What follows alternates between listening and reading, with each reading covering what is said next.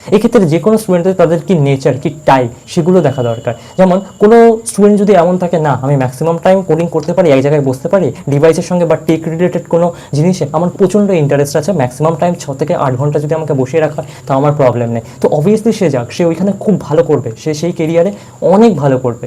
But এমন কোনো person যে এক্সট্রা কারিকুলার অ্যাক্টিভিটিস করতে পছন্দ করে, নাচ গান খেলাধুলা, তাকে যদি একটা কম্পিউটার সামনে বসিয়ে দেওয়া হয়, সে কি কোনোদিন পারবে?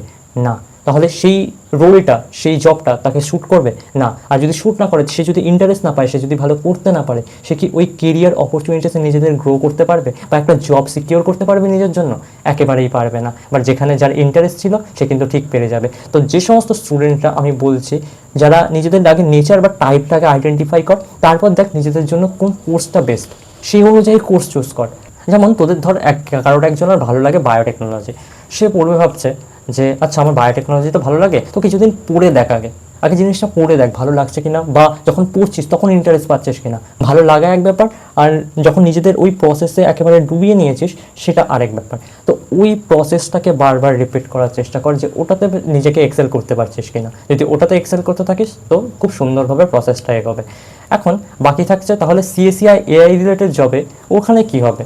তো যে সমস্ত স্টুডেন্টরা ম্যাক্সিমাম টাইম বসতে পারে বা কম্পিউটার আর টেক রিলেটেড জায়গায় ইন্টারেস্ট আছে,